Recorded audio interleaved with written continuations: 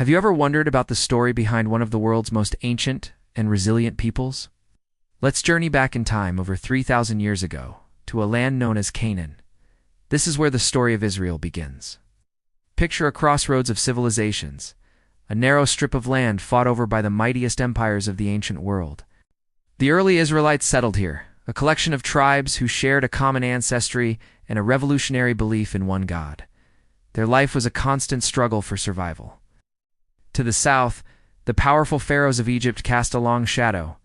From the north and east, empires like the Assyrians and Babylonians rose and fell, each leaving their mark on this land. Imagine living in a place where your neighbors are the world's superpowers. The Egyptians, with their pyramids and powerful armies, often controlled the region. In fact, the story of the Exodus, the Israelites' dramatic escape from slavery in Egypt, is a cornerstone of their identity. It's a powerful tale of liberation and a journey towards a promised land. But freedom was never permanent. The Assyrians came, conquering the northern kingdom of Israel and scattering its people. Then came the Babylonians, who destroyed the first temple in Jerusalem and took the people of Judah into exile. It seemed like the end. But this is where the story of resilience truly shines. In Babylon, the exiled Judeans held onto their traditions, their faith, and their identity, eventually returning to rebuild their temple and their nation. Meanwhile, their neighbors, the Phoenicians, were busy changing the world. These brilliant seafarers and traders, based in cities like Tyre and Sidon, gave us one of the greatest inventions in human history, the alphabet. Instead of complex hieroglyphs or cuneiform, they developed a simple system of 22 letters representing sounds. This idea spread like wildfire, forming the basis for the Greek, Roman, and eventually the English alphabet we use today. Every time you read a book or type a message, you're using a system born in this ancient land. And speaking of ancient, let's talk about Jericho. This city, located near the Jordan River, is one of the oldest continuously inhabited cities on Earth. Archaeologists have uncovered layers upon layers of history. Dating back over 10,000 years, walls built and rebuilt, towers that have stood for millennia. Jericho is a silent witness to countless generations and empires that have passed through this region. The cycle of conquest continued. The Persians, who allowed the Judeans to return from Babylon, were eventually conquered by Alexander the Great. His Greek Empire brought new ideas and new conflicts. After Alexander, the Romans arrived, and their rule was iron-fisted. The Jewish people revolted multiple times, but Rome's power was overwhelming. In 70 AD, the Romans destroyed the Second Temple in Jerusalem, an event that profoundly changed the course of Jewish history, leading to a widespread diaspora. From the struggles with Egypt to the might of Babylonia and the dominance of Rome, the history of ancient Israel is a testament to the endurance of a people and their culture against incredible odds. It's a story of faith, innovation, and an unbreakable connection to a small but significant piece of land. The echoes of these ancient events still resonate in our world today. Thanks for joining me on this journey through history. If you enjoyed this, don't forget to like, subscribe, and hit that notification bell for more stories from our incredible past. See you next time. But the emergence of Canaanites in the 3rd millennium BC changed everything. Very soon, these Semitic people founded city-states, and trading began to flourish. Other states, including Jericho, Megiddo, and others, communicated with Mesopotamian states in Egypt.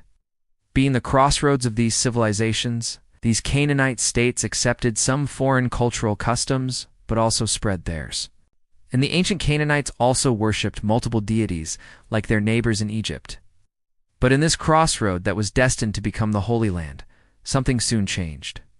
In the stories of the founding of the world's first monotheistic religion, these stories cross the thin line between ancient history and mythology, mystifying even more the origins of Judaism. It all started with Abraham, a man born of the Chaldees in Mesopotamia.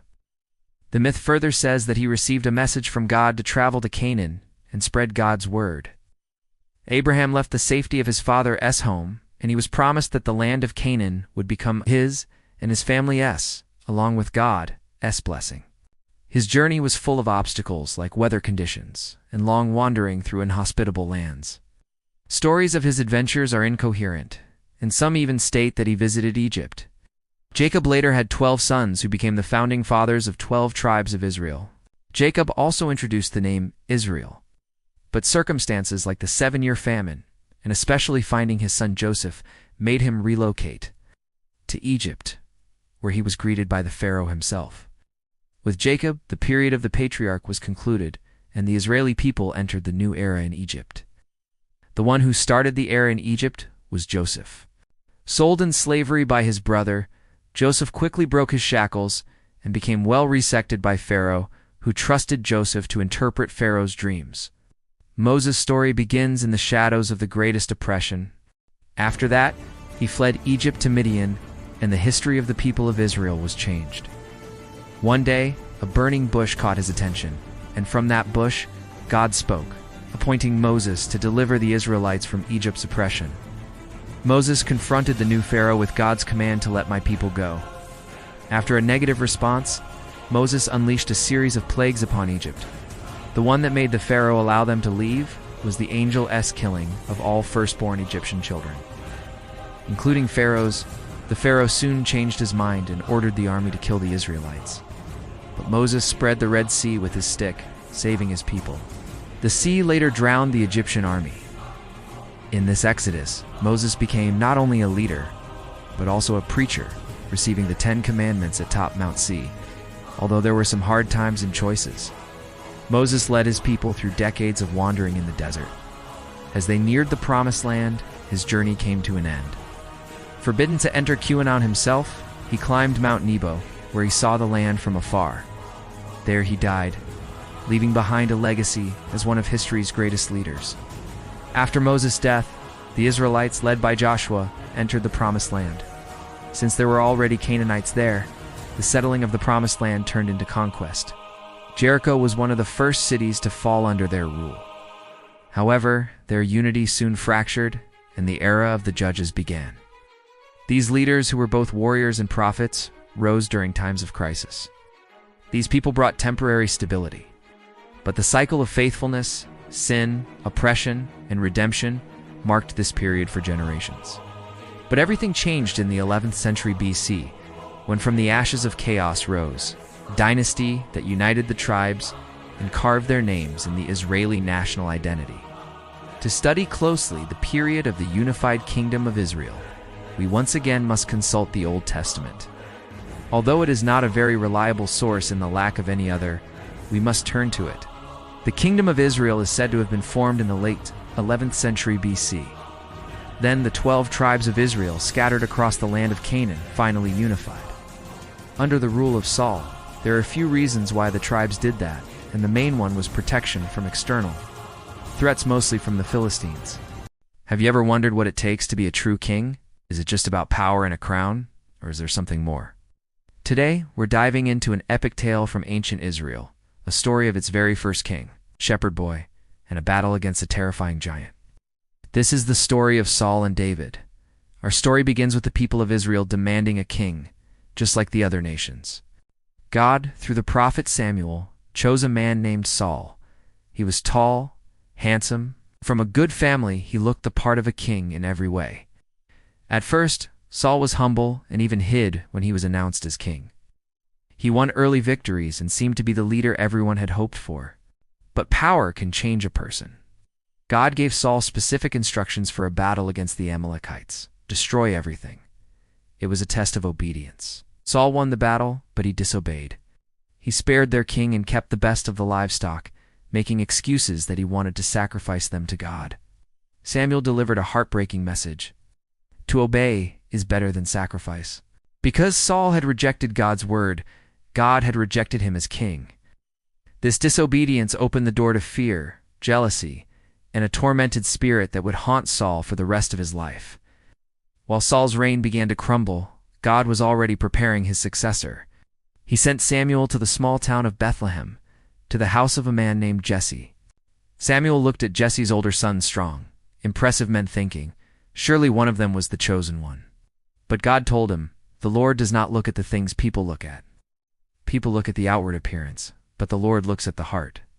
Then Jesse brought in his youngest son David, a shepherd boy, and God said, he is the one. Samuel anointed David, and the Spirit of the Lord came upon him. Interestingly, David was soon brought into Saul's court. He was a talented musician, and his harp playing was the only thing that could soothe Saul's troubled mind. The future king was serving the current king, who had no idea who David truly was. Now, for the part of the story everyone knows, the giant. The Philistine army had gathered for war, and among them was a champion named Goliath. He was a mountain of a man, over 9 feet tall, covered in bronze armor. For 40 days, he mocked Israel's army, challenging any man to a 1-on-1 fight to decide the war. All of Israel's soldiers, including King Saul, were terrified. David, who was just visiting his brothers on the front lines, heard Goliath's insults. He was outraged. Couldn't understand why no one was standing up for the honor of God in Israel. He went to Saul and volunteered to fight the giant. Saul was skeptical, saying, "You are only a boy." But David shared his experience, how he had protected his sheep from lions and bears. He said, "The same Lord who rescued me from the paw of the lion and the paw of the bear will rescue me from the hand of this Philistine." Saul offered David his own armor, but it was too big and clumsy. David chose to go with what he knew. He picked up 5 smooth stones from a stream, and with just his shepherd's staff and a sling, he went to face Goliath. Goliath laughed when he saw the boy coming, but David's confidence wasn't in himself. He shouted, "You come against me with sword and spear and javelin, but I come against you in the name of the Lord Almighty." David placed a stone in his sling, swung it, and let it fly. The stone sank into Goliath's forehead, and the giant fell face down on the ground. David had done the impossible. He showed everyone that courage isn't about size or strength, but about faith. This victory made David a national hero. The people sang, "Saul has slain his thousands, and David his tens of thousands." This song ignited a furious jealousy in King Saul. The man who was once soothed by David's music now saw him as a threat. Saul's downfall accelerated, while David's journey to the throne had just begun. A path filled with danger, friendship, and unwavering trust in God. The story of Saul and David is a powerful lesson in obedience, faith, and the nature of true leadership. It reminds us that God often chooses the unlikely to do the extraordinary. Thanks for watching. If you enjoyed this story, please like, subscribe, and hit the bell to join us for more incredible stories from history. Israel won, and David became very respected and King Saul's son-in-law. Soon, they became enemies. Although unaware of David's destiny, Saul was afraid of David's influence and possible power and wanted him dead.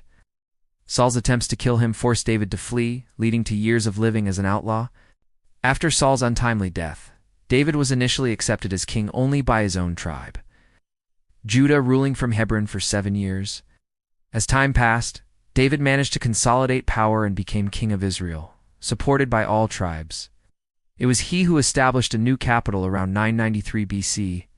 This new capital, Jerusalem, is one of the most important cities, if not the most important of all time. Living his life according to God's wishes, David's reign was prosperous and is still remembered as the golden age of Israel. The state was centralized, and the old enemies like the Philistines and Moabites lost some of their land in Israel's favor. Yet, there were some problems, especially in his personal life. David's affair with Bathsheba and the murder of her husband were scandalous and even led to some rebellions. Because of the bloodshed, God didn't allow David to construct a monumental temple in Jerusalem. That task was left to his son from Bathsheba, Solomon, who inherited his father somewhere around 970 BC, unlike his father. Solomon's rule was marked by peace and building projects.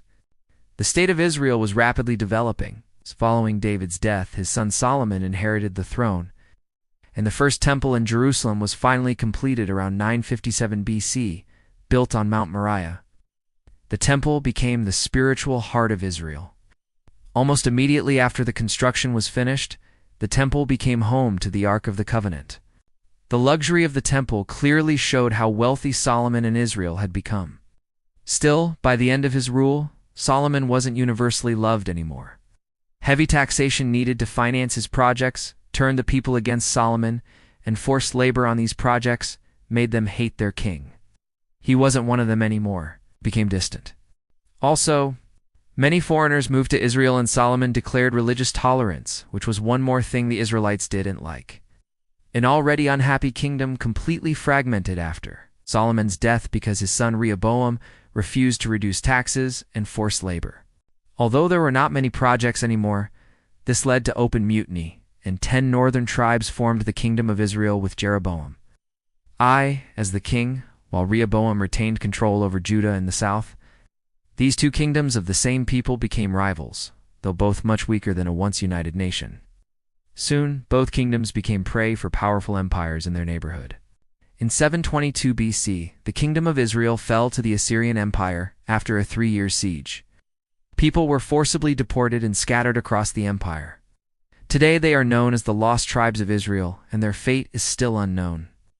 The southern kingdom survived the Assyrian Empire, but in 586 BC, the Babylonian Empire conquered Jerusalem. This loss of independence and another period of exile really represented a challenge for the Israelite people in their faith.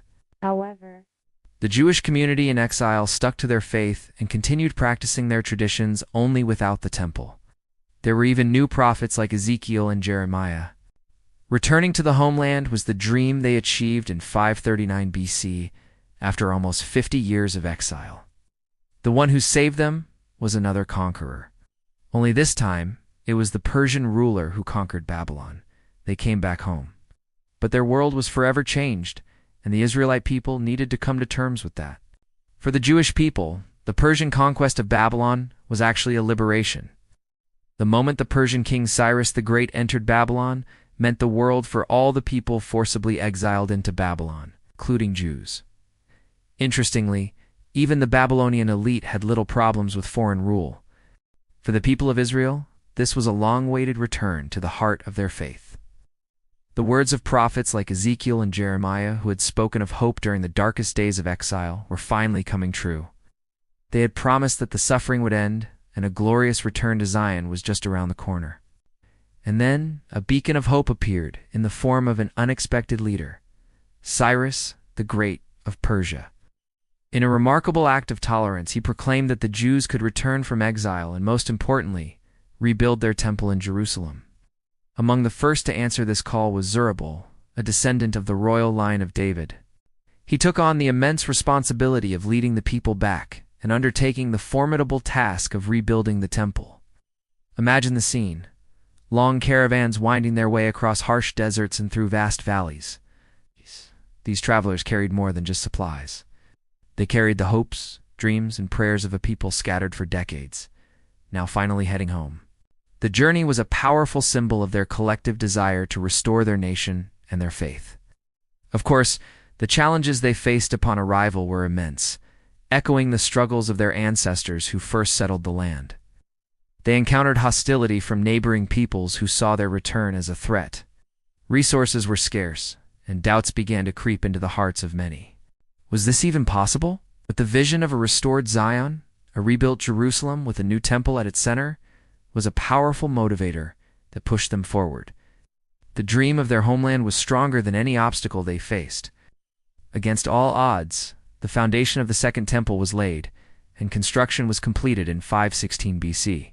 While this new temple may have lacked the legendary golden splendor of Solomon's original, its significance was immeasurable. It stood as a powerful testament to the resilience and unwavering faith of the people of Israel. It symbolized a new beginning, a fresh start. During this time, the prophet Haggai's voice rang out, passionately urging the people to prioritize the holy work. He challenged them, asking, "Is it time for you yourselves to be living in your paneled houses, while this house remains a ruin?" His words reignited their determination to complete the sacred project. But the return to Zion was not just about rebuilding physical structures. It was a profound spiritual and cultural rebirth. This period laid the groundwork for Judaism as we understand it today.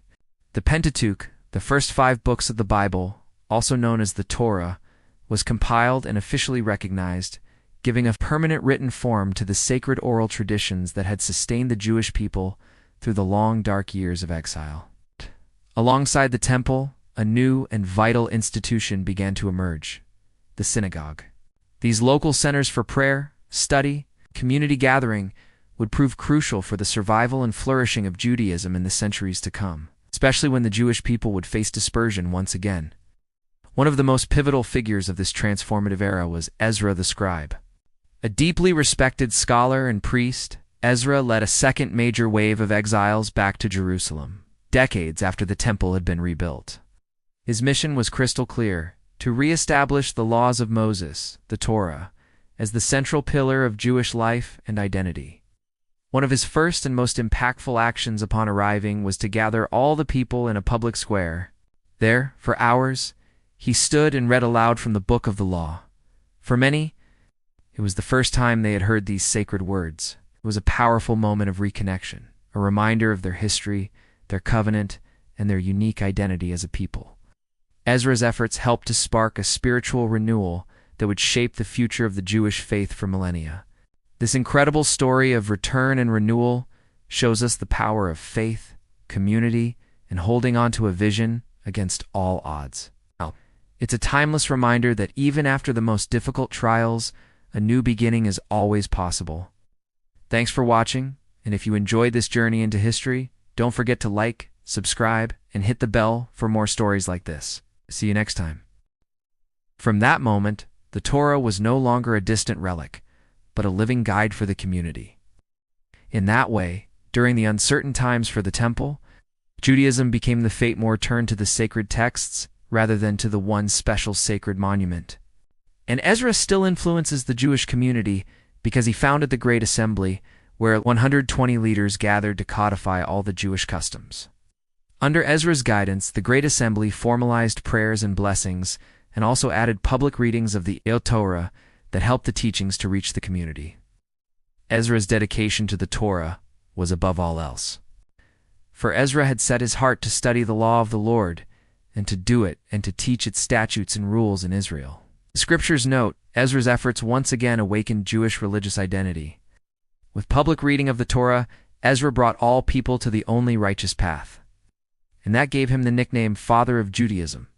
His reforms were not without controversy.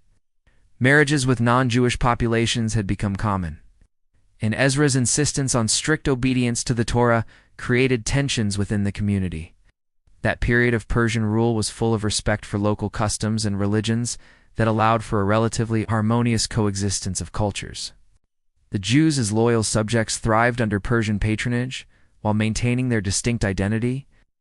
They also had a degree of autonomy under the governance of high priests and local leaders. But that time didn't last forever. The return to Zion and religious tolerance were not the end of the story. Something was changing, and soon their world would be overwhelmed by an unknown power.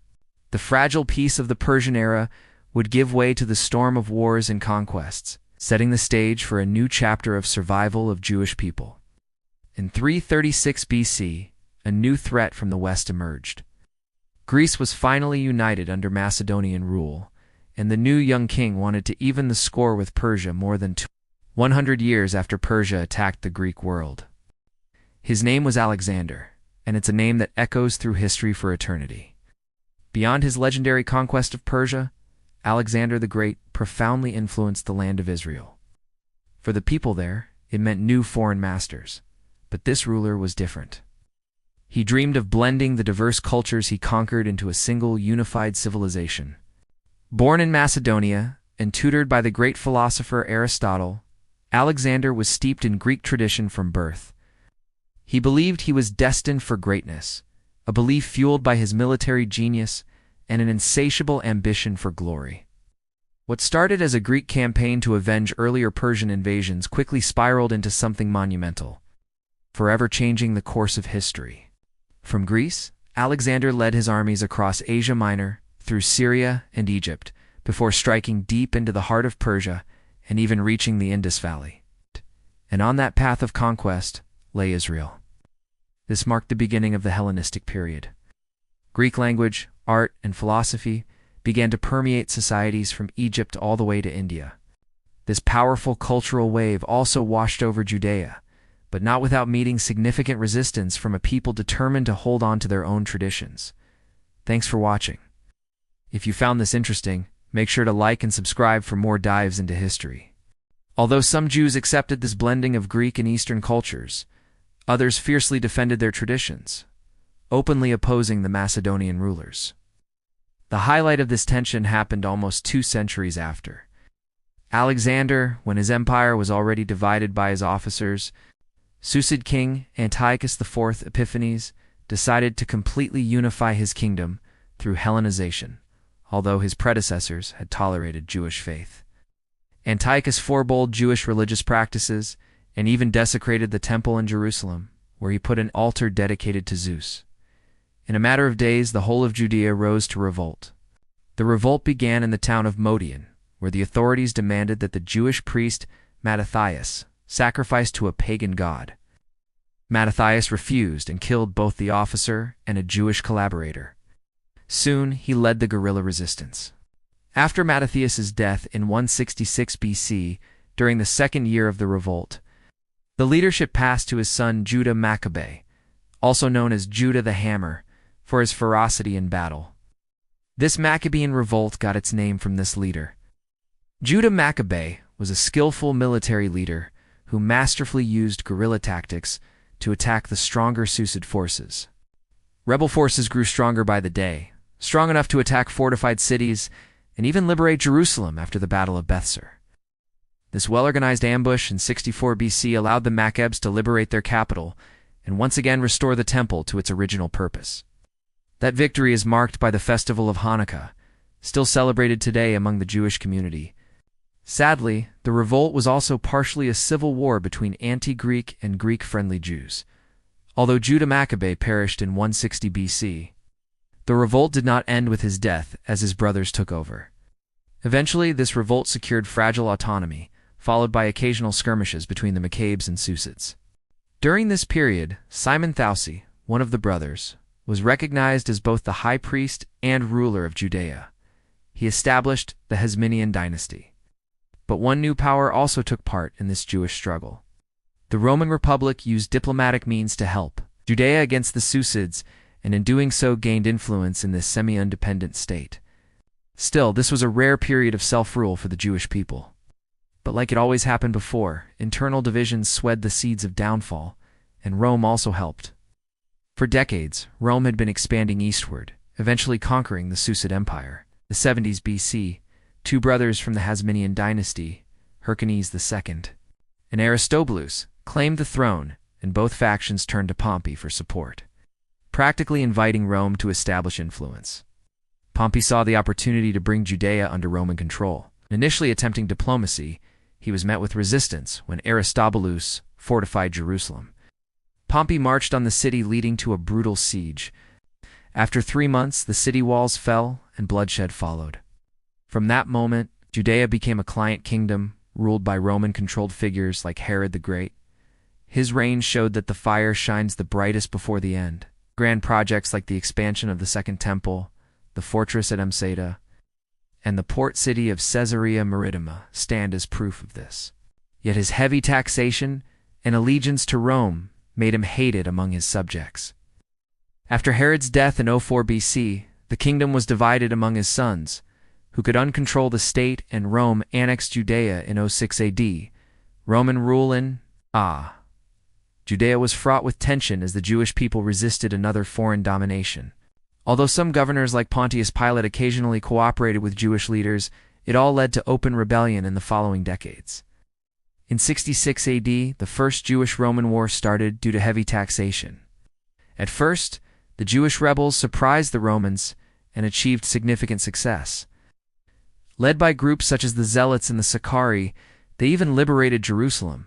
For 4 years, they defied Rome's might, but their ultimate defeat brought unprecedented punishment. The Romans won the siege of Jerusalem in 70 AD by starving the city and breaching the walls of its severely weakened defenders. The punishment was the destruction of the Second Temple, the most devastating event any Jew had to witness and endure.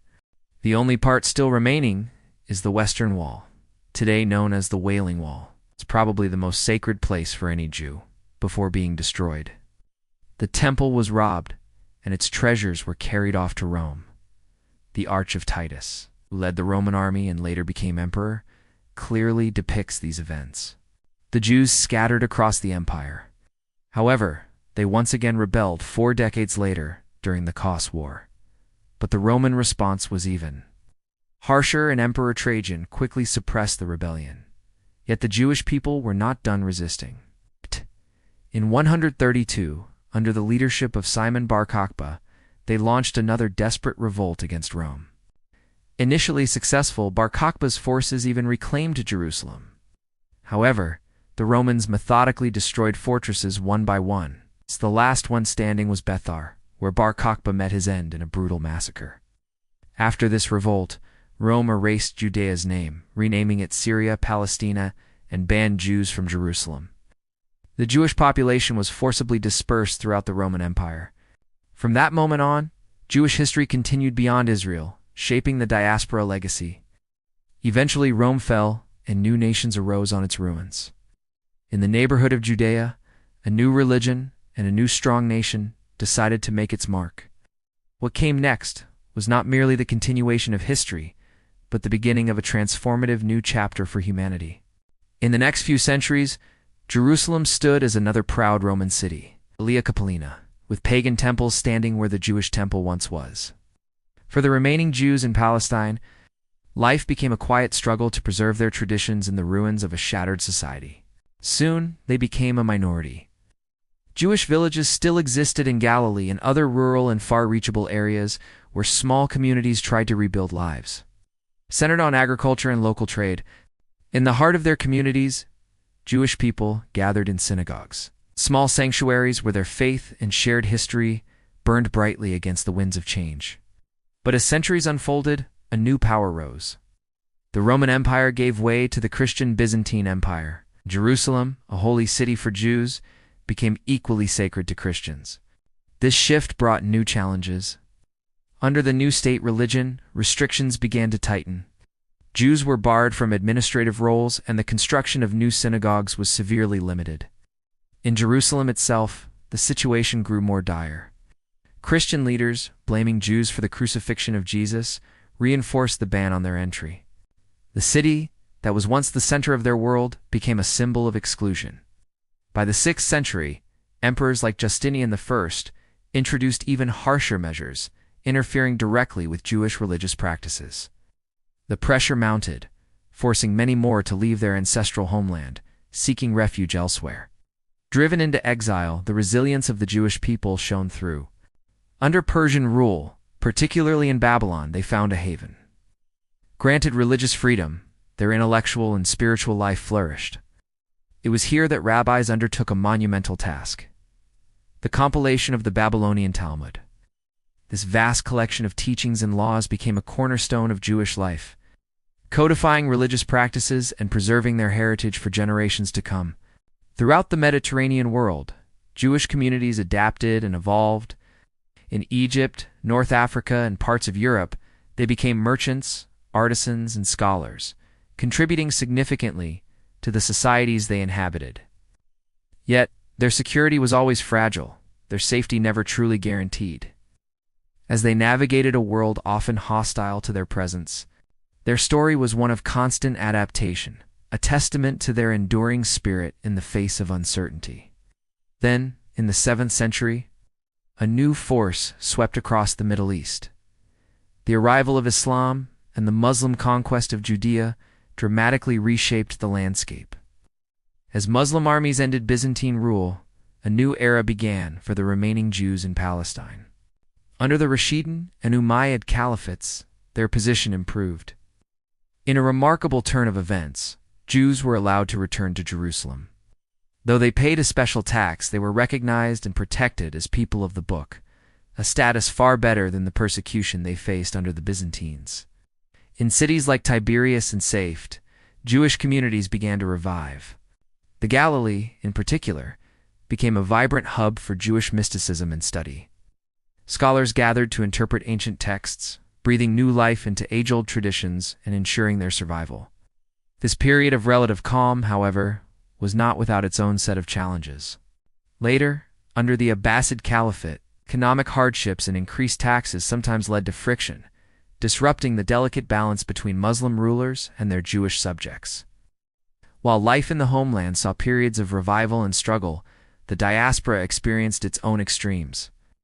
In many parts of Europe, anti-Semitism was a harsh and constant reality. Yet, in other places, Jewish communities experienced unprecedented freedom and prosperity. Nowhere was this more evident than in Spain. Under Muslim rule, Al-Andalus became the stage for a golden age of Jewish culture. Here, Jewish poets, philosophers, and scientists flourished, creating a legacy of intellectual and artistic brilliance that would illuminate the world for centuries. From the quiet devotion in ancient synagogues to the bustling centers of learning in Babylon and Spain, the journey of the Jewish people is a powerful story of faith, resilience, and adaptation. It's a history of surviving empires, preserving traditions against all odds, and creating moments of incredible cultural flourishing even in the most challenging of times. Thank you for watching, and don't forget to like and subscribe for more journeys through history. Jewish poets, philosophers, and scientists became integral to the intellectual life of Al-Andalus. In Christian Europe, anti-Semitism prevailed. As medieval Christendom solidified its power, Jews found themselves increasingly marginalized. Restrictions on professions, accusations of heresy, and violent outbreaks were common. Blood leals, false accusations that Jews used the blood of Christian children in rituals, spread fear and hatred, setting the stage for centuries of persecution, and that persecutions maximally increased at the end of the 11th century. The series of wars nobody expected shook the Holy Land, and although the Jews didn't directly participate, they were very important pieces in the puzzle of history. Western Europe survived the Dark Ages stronger and more devout, which heavily influenced the Jewish people, not in a good way. The Pope in Rome became the main political force in Europe. On the false pretext of helping the Byzantines, Pope Urban II decided to show his might. His goal became Jerusalem, now the holy city for all three major religions under Muslim Fatimid control. The Crusader call to arms promised liberation of the Holy Land, though only for Christians, and the people responded. Christian fanatics even went on foot, even though they were not soldiers. As this so-called People's Crusade marched through the Rhineland, these mobs turned against Jews, who were massacred. Some Jews chose martyrdom over forced conversion. It was just a sinister prelude to what followed. When the Crusaders finally captured Jerusalem in 1099, they started slaughtering randomly. Jerusalem, once the hope of restoration, became a city of death for its Jewish inhabitants. The Kingdom of Jerusalem was established alongside other Crusader states like Antioch, Tripoli, and Edessa. Christian knights governed a population that included Muslims and Jews. At times, trade and cultural exchange flourished, but occasional violence was always a possibility.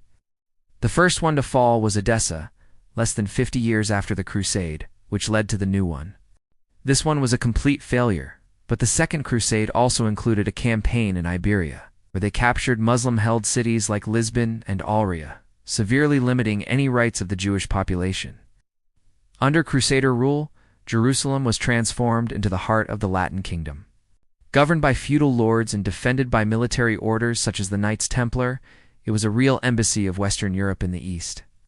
While Christians celebrated their dominance, the city's Jewish and Muslim populations faced oppression. Jews were once again expelled from the city and stripped of religious freedoms, while Muslims endured heavy taxation and the desecration of sacred sites. Like the Dome of the Rock, the lack of any resistance from the Jews showed the desperate situation they were in. But nothing lasts forever.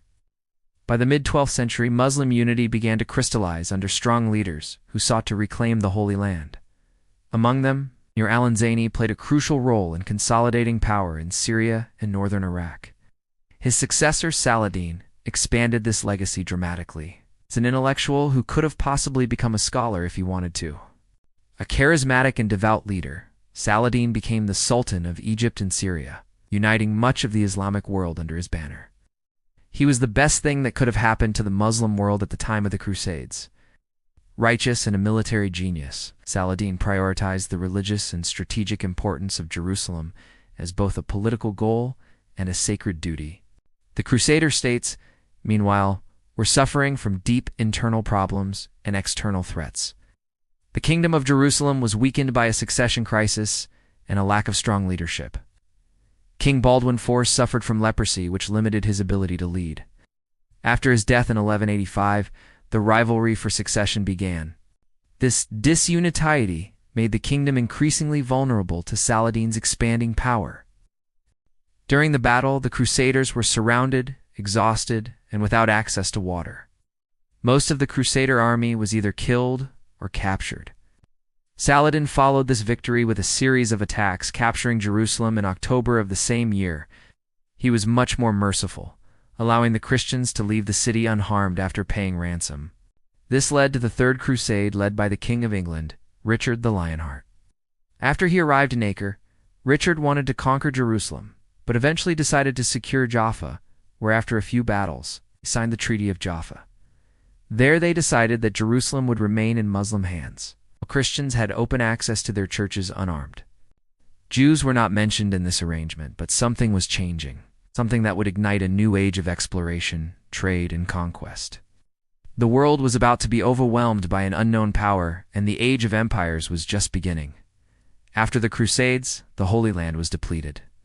Since it was a battleground for so many decades with slaughtering and massacres that followed, many villages basically disappeared from the face of the earth. Still, Jerusalem was the spiritual heart of three great religions, and no one wanted to give up.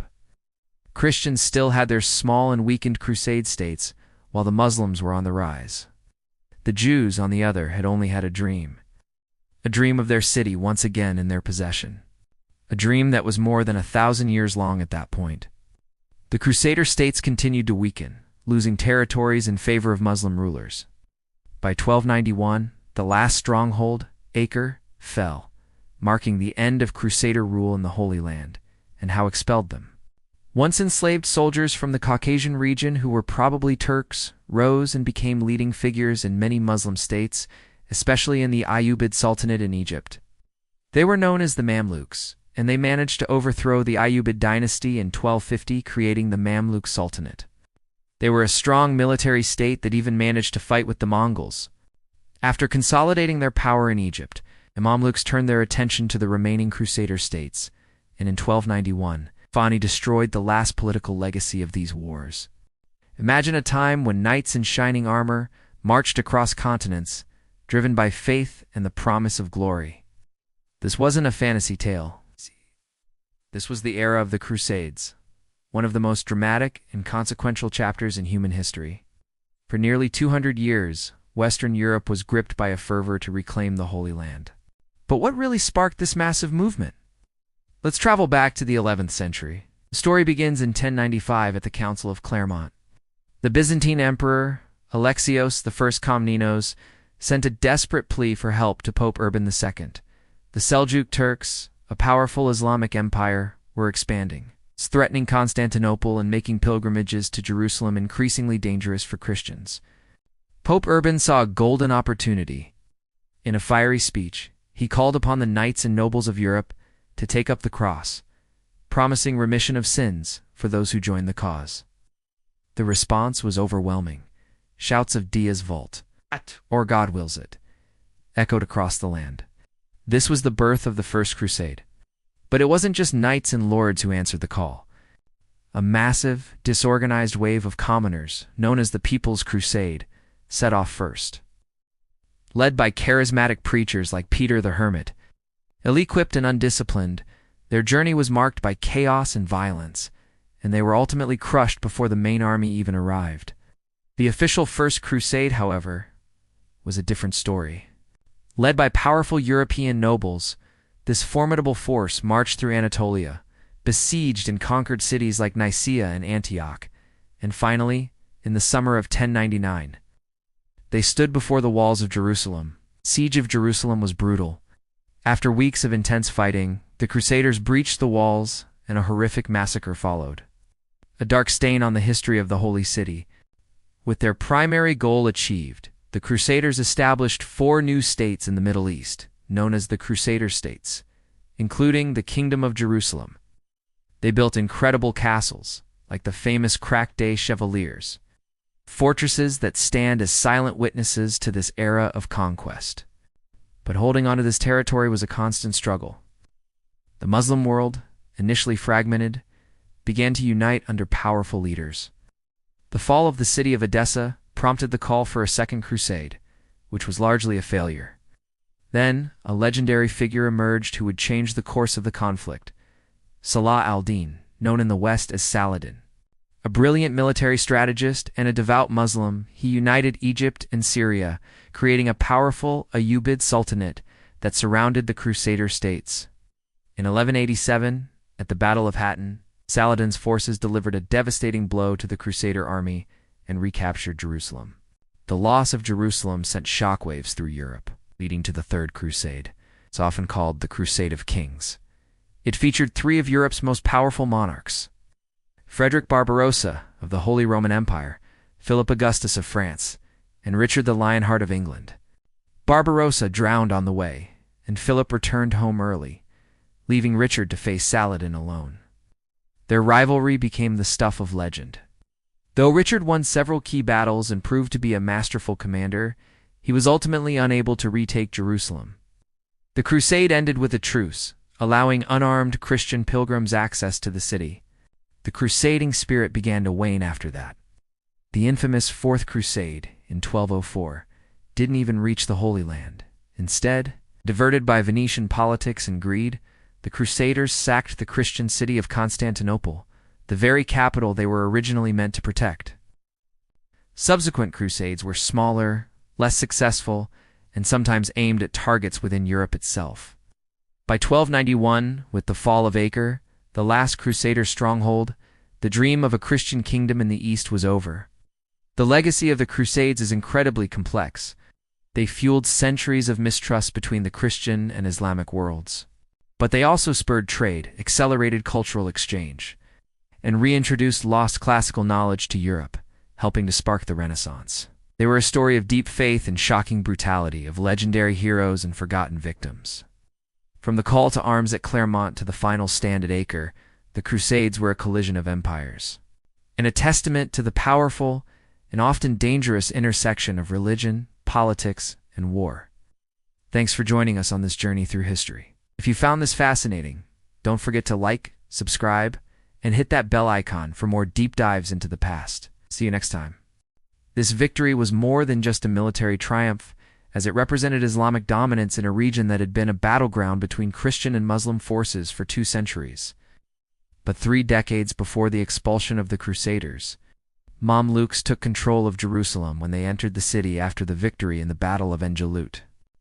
The period between 1230 and 1260 was particularly unstable, and Jerusalem had few sieges and even a brief Christian rule. The Mamluks' triumph brought an era of stability, since the Mamluks ruled their possessions with a firm grip, constantly being afraid of rebellion.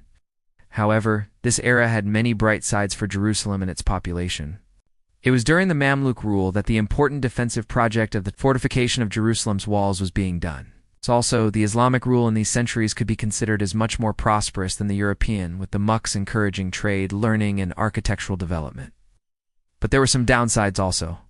The Mamluks' encouragement of trade didn't include Jerusalem, and it became only a religious center where people of other religions had to pay special, heavy taxes other than the Muslims. Also, the persecutions in 1267 and forcible conversions in the 14th century didn't help the Jewish community in the city. The region remained restless with tensions between Muslims, Christians, and Jews. Although the Mamluks tried to establish the time of peace, for the time being, they imposed strict Muslim rule. But as their nation started to weaken, the new Muslim nation wanted their territory, including Jerusalem. The Ottoman Empire, now firmly in control of the Balkans and most of Pannonian Plain, still wasn't considered the Muslim powerhouse nation. And Sultan Selim? Oh, I decided to change that. Also known as Selim the Grim, he was very ambitious and ruthless. Have you ever wondered how Jerusalem got its iconic walls? The story takes us back to 1517, when the powerful Ottoman Sultan, Selim I, rode into the city. After a decisive victory over the Mamluks in Syria, Jerusalem surrendered without a fight, ushering in for centuries of Ottoman rule. This wasn't just a change of guards, it was the beginning of a new era for the Holy City. Initially, life was tough. The early years of Ottoman control were marked by heavy taxes and instability. But then came Sultan Suleiman the Magnificent, a name that truly lived up to its reputation. Suleiman saw Jerusalem not just as a conquest, but as a jewel to be adorned. Between 1537 and 1541, he commissioned the construction of the magnificent city walls we see today, a project that defined Jerusalem's landscape for centuries. But his vision didn't stop there. Suleiman also repaired the city's water system, ensuring a reliable supply for its residents, and built beautiful public fountains. these weren't just practical projects. They were symbols of a new golden age of security and prosperity. For Jerusalem's Jewish community, the Ottoman period brought significant changes. After being expelled from Spain in 1492, many Sephardic Jews found a new home within the expanding Ottoman Empire. A vibrant community of scholars, merchants, and artisans flourished in Jerusalem. They established synagogues, academies, and businesses, contributing to the city's rich cultural and spiritual tapestry. While they faced certain restrictions and special taxes as non-Muslims, they were largely able to practice their faith and manage their own affairs. From the grand walls of Suleiman to the bustling life within them, the Ottoman era left an indelible mark on Jerusalem, shaping the city we know and revere today. Thanks for watching. If you found this journey into history interesting, don't forget to like, share, and subscribe for more stories. Cities like Saint or Tiberias also had strong religious leaders and groups, particularly in Saft, where Kabbalah, the mystical interpretation of the Torah, began to take root. As the centuries progressed, the Ottoman Empire started to lose the technology race against the European powers. That also led to their military defeats. Once mighty empire became a battleground for the European powers, looking to establish influence and take as much wealth as possible from the Ottomans. Also, these European powers became very interested in the Holy Land. Britain, France, and Russia began to fight for influence in Palestine, using religious and political alliances to further their agendas. This foreign interest had a direct impact on the region's Jewish population, as it led to an increase in Jewish immigration. Although many Jews already returned from all across Europe in previous centuries as the Ottoman Empire weakened Jews from Eastern Europe and the Russian Empire began to rush to Palestine, seeking to build new lives in the land they considered their home. The weakening of Ottoman control over Palestine unsettled local populations, particularly the Jews and Arabs, who began to seek greater autonomy. But what happens next will change the Jewish world forever. Only Jews themselves could fight for their cause. And the spark came from the most unexpected place. After so much destruction and devastation in Judea, particularly under Roman rule, Jewish communities were scattered across the globe in what became known as the Jewish diaspora. For centuries, they lived as minorities in foreign lands, sometimes tolerated, but often persecuted. By the 19th century, their longing for a homeland had not vanished. It remained a quiet undercurrent in Jewish life, a memory passed through generations, and then came a turning point. The 19th century was the age of nationalism.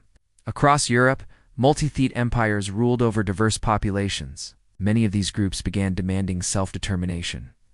The Czechs, the Poles, the Hungarians, the Serbs. Nations without states started to rebel against imperial rule, asserting their right to form independent homelands. But they weren't alone. The Jews, though scattered and stateless, also felt the stirrings of national revival. In this era, people began to define themselves not just by religion or local identity, but by language, shared history, and the dream of nationhood. For Jews, however, things were far more complex. Living as a minority in every country, with no territory to call their own, they were often regarded as outsiders, suspect, alien, and sometimes dangerous. In many nationalist movements, anti-Semitism was not an accidental feature. It was a defining element. Anti-Semitism was spreading rapidly across Europe. It was no longer just confined to old religious prejudices. It took new racial and political forms. It wasn't just about social exclusion or legal restrictions. It turned violent. Organized massacres and riots swept through Eastern Europe, especially in the Russian Empire. Synagogues were torched, Jewish homes looted, and communities destroyed. It was terror, and it was often state-sanctioned or ignored. Western Europe, though more liberal, was not immune. The Dreyfus Affair in France became a symbol of this growing hatred. Captain Alfred Dreyfus, a Jewish officer in the French army, was falsely accused of treason in 1894.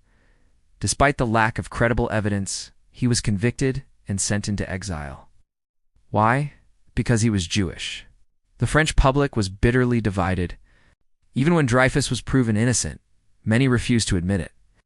The scandal revealed a deep rot in even the most enlightened European societies. Jews could never truly belong.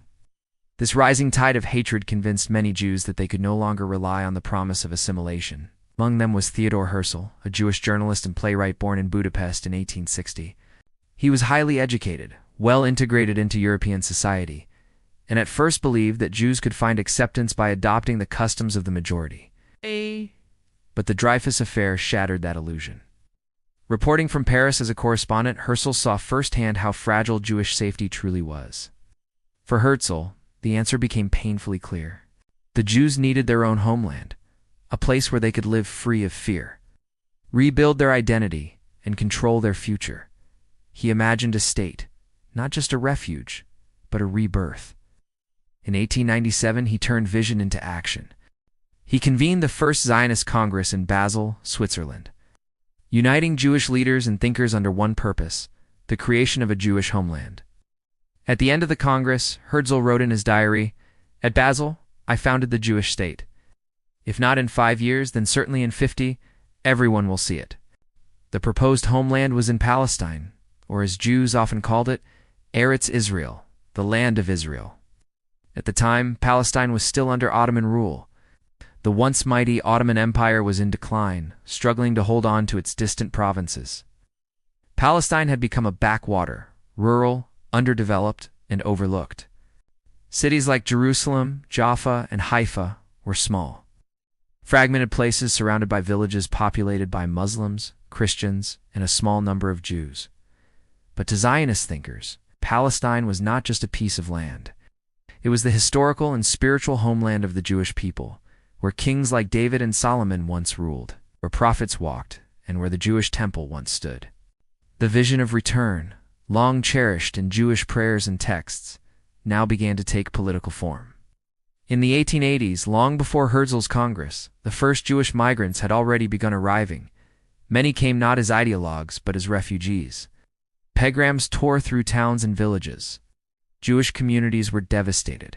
The trauma forced many to leave. Some went to America, others to Western Europe. But a small group turned south toward Palestine. This wave became known as the first Aliyah, a Hebrew word meaning ascent, referring to immigration to the Holy Land. It began in 1882 and lasted into the early 20th century. About 30,000 Jews arrived in Palestine during this period, mostly from Eastern Europe and Yemen. Many were driven by ideology Zionist dreamers who believed they were rebuilding the Jewish homeland. Others were simply escaping the horrors of PGMs. But life in Palestine was not easy. The climate was harsh, the land unfamiliar, and disease widespread. Many of the settlers were urban Jews who had no farming experience, struggled to cultivate the land, and clashed with local populations. Tensions emerged not only with Muslims, who made up the majority in Palestine, but sometimes with Christians and even existing Jewish communities who viewed the newcomers with suspicion. To survive, the settlers needed help. That help came from wealthy Jewish philanthropists in Europe. Picture this: late 19th century, a vast, arid land, part of the sprawling Ottoman Empire. For centuries, this was the reality of Palestine. But for a scattered people, the Jews of Europe, it was more than just land. It was Zion, a homeland they'd yearned for over millennia. This is the story of how that ancient dream began its transformation into a modern reality, a tale of hope, hardship, and the seeds of a conflict that endures to this day.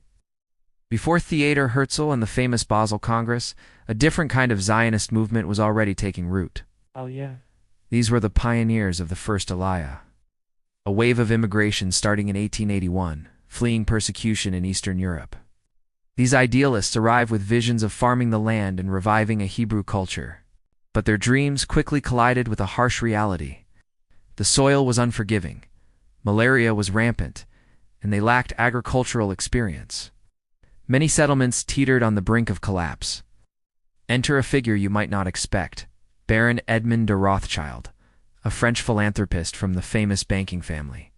He wasn't initially a political Zionist, but he was moved by the plight of his fellow Jews. He began to secretly fund these struggling colonies. Rothschild poured millions into the land, establishing wineries, building schools, and bringing in French experts to teach modern farming techniques. He was so secretive they called him the well-known benefactor. Without his support, these early settlements like Rishon LeZion and Zikron Yaakov would have almost certainly failed. He provided the lifeblood that kept the dream alive. But these pioneers weren't entering an empty land. The Ottoman Empire, which ruled the region, was suspicious of this growing foreign presence. They placed restrictions on land sales and immigration, fearing it could destabilize their control. More importantly, the land was already home to a diverse population of Arabs, Muslims, and Christians who had lived there for generations. As Jewish settlers bought up land, often from absentee landlords living in Beirut or Damascus, the local Arab tenant farmers, the fellahin, were often displaced. At first, interactions were mixed, with some cooperation, some trade. Yet as more settlers arrived and more land changed hands, tensions grew. The new arrivals brought with them European ideas and a determination to build a distinctly Jewish society. The local Arabs began to see this not just as immigration, but as a challenge to their own way of life and their future in the land. Newspapers in Jaffa and Jerusalem started to voice concerns about the Zionist project, warning of a future struggle for control. These early years, from the 1880s to the outbreak of World War I, were the crucible. It was a time of incredible determination, where a desolate landscape was slowly transformed. But it was also a time when two distinct national aspirations began to clash over the same small piece of territory. The seeds of the future Israeli-Palestinian conflict were sown right here, the soil tilled by those first pioneers, funded by a secretive baron, and watched with growing alarm by the land's existing inhabitants. This wasn't just about farming, it was about the birth of a nation and the beginning of a struggle that would shape the 20th century and beyond. Thank you for watching. If you found this glimpse into history interesting, please like this video and subscribe for more deep dives into the stories that shaped our world. See you next time. Now, the challenge was to turn that dream into reality in a land sacred to many and watched closely by the world. World War I began in 1914 during the time of Jewish migration to their ancestral home, still belonging to the Ottoman Empire. The Ottoman Empire sided with Germany, and its territories became desirable for the Allied powers. The Ottoman provinces were very diverse in ethnicities, languages, and faiths. Palestine, a fertile yet strategically modest region, suddenly became a prize. The war reality transformed life for all its inhabitants, including the Jewish community. The Ottoman administration in Jerusalem, led by the harsh military governor Jamal Pasha, implemented oppressive policies. Jews, particularly recent Zionist immigrants from Russia and Europe, found themselves in an awful position. The Jewish community, estimated at 85,000 in 1914, suffered under wartime shortages, disease, and poverty, and the constant flow of funds from Jewish philanthropies abroad declined due to war difficulties. Zionist organizations struggled to maintain agricultural colonies, many of which faced ruin. On the other side, major European forces shared the Ottoman Empire, including Palestine, among themselves. The 1916 Sykes-Picot Agreement divided the region between Britain and France. This new circumstance had one important consequence: decades and decades of unrest, because they didn't care about the people inhabiting them. But there was another promise, a public one, that carried even more consequences. In 1917, the British government issued the Balfour Declaration, a statement of support for a national home for the Jewish people in Palestine. This document, just 67 words long, carried the seed of many changes and conflicts. Jews fleeing European persecution viewed Palestine as both a sanctuary and a rebirth of biblical promises. Have you ever heard of a single letter, just 67 words long, that shaped the destiny of an entire region for over a century? Today, we're diving into the story of the Balfour Declaration, a document that ignited hope for some and despair for others, and whose consequences are still felt today. So what exactly was it? On November 2nd, 1917, during the height of World War I, the British Foreign Secretary, Arthur Balfour, sent a letter to Lord Rothschild, a leader of the British Jewish community. This letter stated that the British government viewed with favor the establishment in Palestine of a national home for the Jewish people. It was a monumental promise from the world's biggest empire. But here's the twist. This declaration completely ignored the Arab population, who made up the overwhelming majority of Palestine's inhabitants at the time.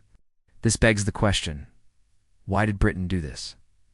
There were a few key reasons. First, geopolitics. Palestine's location was incredibly strategic. It was right next to the Suez Canal, the vital artery for British imperial trade and military movements.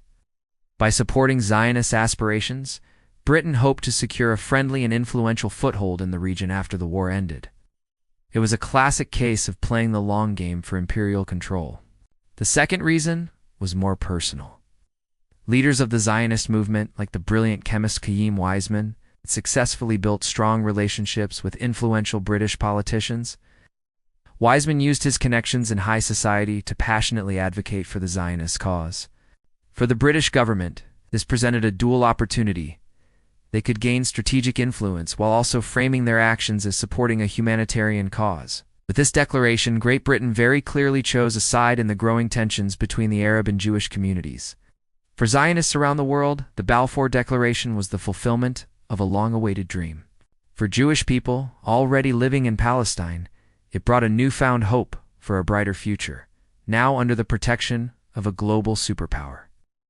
The dream of a national home suddenly felt within reach. Spurred on by this official support, many more Jews from across the globe began to immigrate to Palestine, believing a secure future awaited them.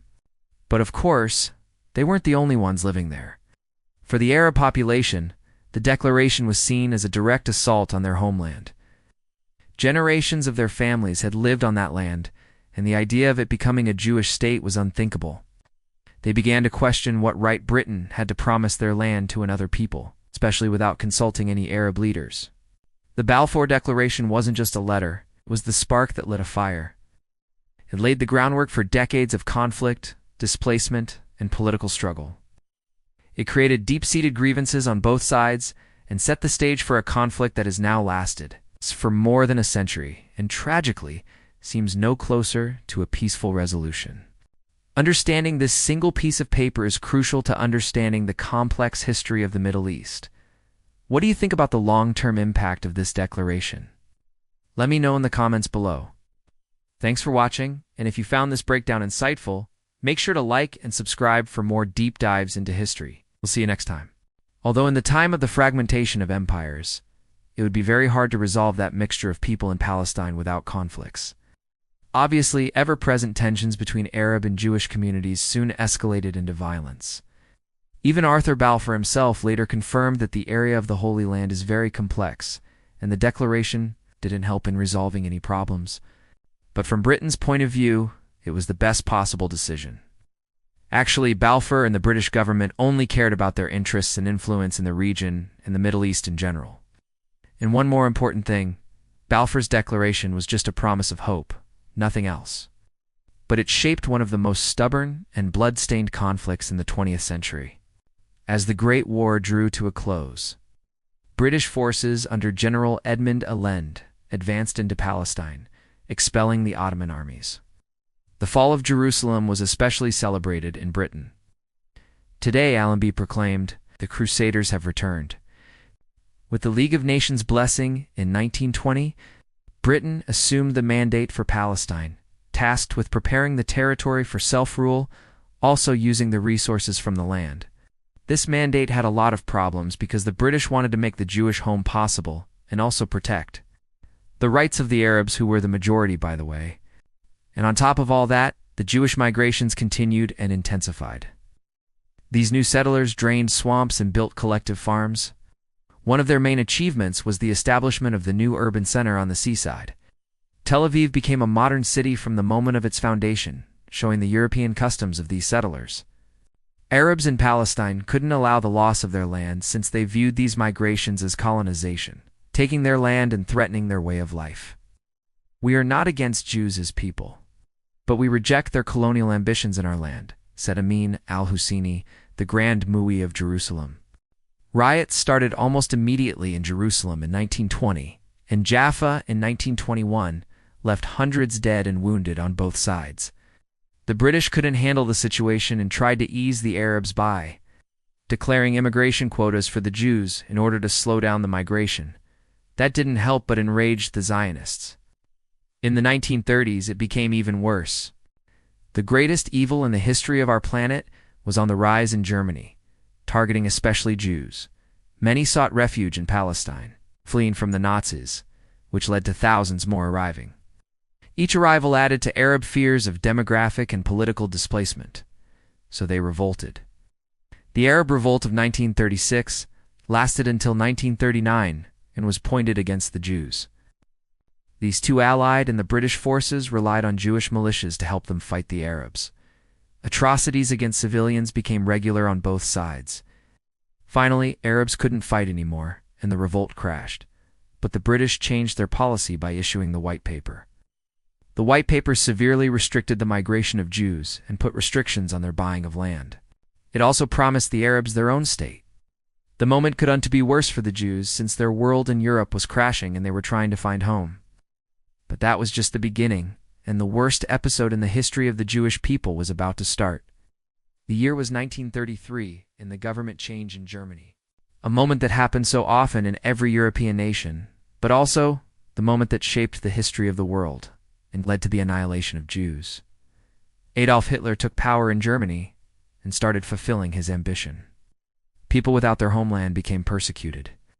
Hitler, an unsuccessful painter, spread his agenda about the betrayal that led to the loss of the Great War, and the Jews as the ones who committed that betrayal. In his plans and in the Nazi program, he proclaims the purity of the race and the Jewish menace, although he was not taken seriously by many. From that cold January morning in 1933, everything changed for the Jews in Europe. From the first moment, Jews in Germany were increasingly marginalized by a series of anti-Semitic laws that restricted their rights. Many lost jobs, scholarships, and the right to participate in public life. The next step was the Nazis launching their infamous Nuremberg laws in 1935, which excluded Jews from all aspects of public life, including citizenship, professions, and cultural participation. But besides his personal war against Jews, Hitler also worked on increasing Germany's size. Soon, the situation Jews had to endure in Germany became mirrored in the countries occupied by the Nazis. Actually, in the occupied territories, the Nazis were even more brutal, and a systematic approach was taken. The spread of Nazi Germany is very well known, so there is no need to get into many details about that. During this yet relatively peaceful period in 1938 and 1939, they annexed Austria and most of Czechoslovakia. Of course, this period wasn't at least peaceful, especially the one night in 1938. It was a breezy autumn day when a Polish Jew named Herschel Ginspan heard the news about his parents. They were expelled from Germany, stuck on the border, homeless and hopeless. His reaction was quick and without thought because he decided to assassinate the German diplomat in France where Grinpan lived. The Nazis couldn't wish for a better excuse to unleash brute terror on Jews, the terrorist element in their country. The night between the 9th and the 10th of November was lawless. That night across Germany and Austria, the SS and civilians started a bloody orgy of death and destruction through Jewish neighborhoods. Synagogues were burned, Jewish-owned businesses were smashed and looted, and their glass storefronts shattered, looked like crystals, giving the Pog its grim name. Homes were invaded and families were dragged into the streets, beaten and humiliated. The summary of the night was devastating. Over 1,400 synagogues had been destroyed, plus numerous Jewish businesses and homes. Almost 100 Jews were murdered, while 30,000 Jewish men were arrested and sent to concentration camps. On top of all that, the Jewish community had to pay a hefty fine for the damage. And it was just the beginning of even more sinister plans in the following years. After 1939, and the beginning of World War II, Germany and its satellites controlled most of Europe, and the Jews living in those places had to run for their lives, mostly failing. The Nazis were not just at war with other nations, they were at war with an entire race of people. And the man who was one of the main architects of Kristallnacht had new ideas, even darker than before. Reinhard Heydrich was a very intelligent man whose intelligence could only be measured by his ambition. Also, the lack of moral compass and human compassion helped in shaping this man as one of the most memorable Nazi leaders. Born in 1904, Heydrich was described as brilliant and arrogant. After a scandal ruined his career in the Navy in 1931, his only chance was the SS and Heinrich Himmler. There, he again progressed with astonishing speed, and Hitler even gave him a nickname, the Man with the Iron Heart. Soon, Heydrich became one of the architects of the Holocaust. His cold efficiency, where he observed people as numbers, made him perfect for that new plan made in 1941. After all, he truly believed in the Nazi vision of racial purity. With HT's help, the Nazis started working on their plan for the final solution, which was a systematic genocide. Systematic genocide that should have wiped the Jewish name from the face of the earth. People were dehumanized, treated as numbers, killed on the spot, buried at mass graves, and sent in cargo trains to places like Avitz and Treblinka. There, millions of Jews were killed in gas chambers through starvation and by brutal force. It was gut-wrenching, and no one was spared, not even children. Brutal sadists even made these dying moments of poor people even worse. And as the war progressed, it became clear the Holocaust was not spontaneous, but the culmination of years of escalation. And when they started losing the war, the full extent of the Holocaust became tragically clear. Everyone was shocked. Still, the question remains. Was the anti-Semitism present in other nations that some of them turned a blind eye to the horrific reports? Or did everything seem too incredible for them? 6 million Jews became victims of deranged culture along with millions of other victims of various nations. It is the most tragic story of the 20th century. With so many Jewish communities destroyed, the survivors were scattered across Europe. The question of what to do with the Jewish refugees was often brought up. The Jews mostly wanted to go to the place they called home and create a Jewish state in Palestine. By the end of World War II, the British were under enormous pressure from both Jews and Arabs who wanted this territory for themselves. For the Jews, the Holocaust clearly showed they would never be protected without their own state. The Zionist movement also gained many followers after the war. Jewish survivors of concentration camps rushed to Palestine, and the British eventually decided to withdraw after they created large problems in Palestine. They messed up and let the international community resolve it. In 1947, the United Nations proposed a division of Palestine into separate Jewish and Arab states. The Jewish community accepted the plan, but the Arab community rejected it. In 1948, as British rule officially ended, the Jews barely survived probably the world's worst genocide organized in just a few years. But their struggle was far from over, and they had to fight once again. But even in the shadow of this darkest chapter, the Jewish people found a way to rise again. Their journey was not over. It had just begun.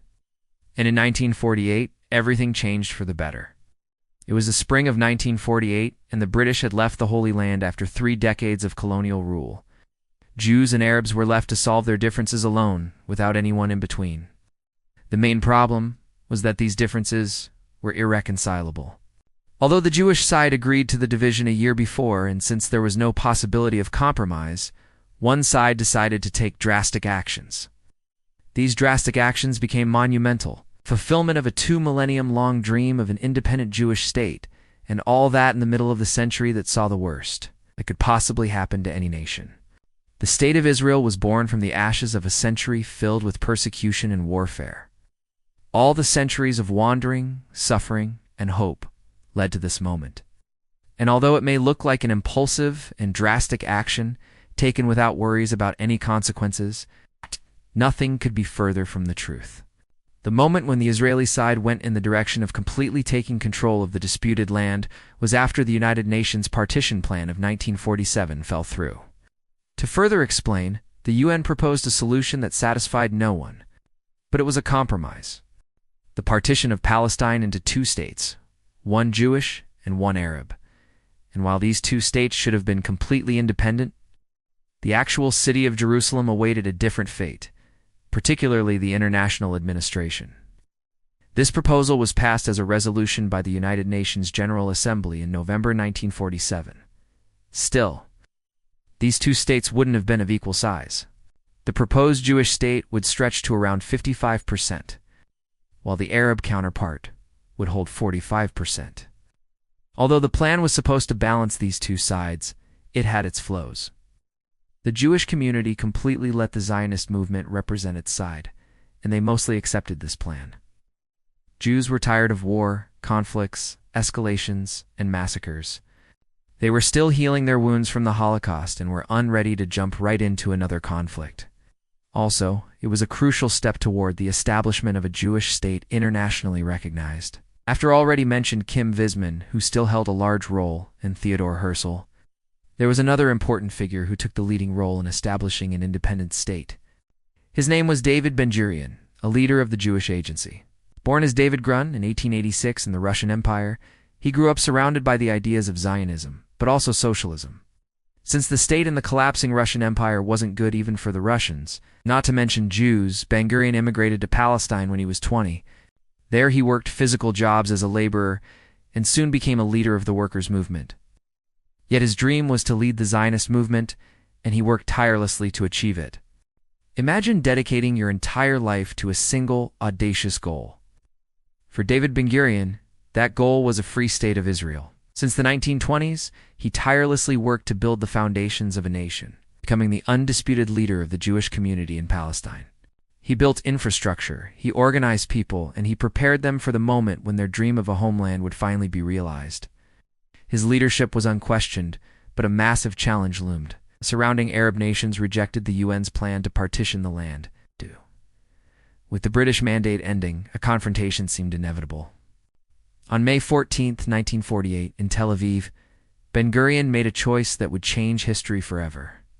He declared the establishment of the State of Israel. This proclamation was a monumental triumph, marking the end of a 2,000-year exile. But there was no time for celebration. The declaration was met with immediate and violent opposition.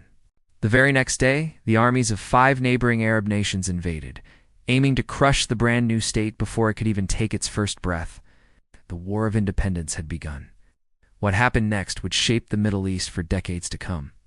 The fledgling Israeli state, with its hastily formed and poorly equipped defense forces, was suddenly facing a coalition of much larger, well-armed armies. They were short on everything: weapons, ammunition, soldiers. In the early days of the war, the outlook was grim. Outnumbered and outgunned, Israeli forces struggled desperately to hold their ground. But they had something the invaders didn't count on: an unbreakable will to survive. This wasn't just a war for territory. It was a fight for their very existence, to protect the dream they had just made real.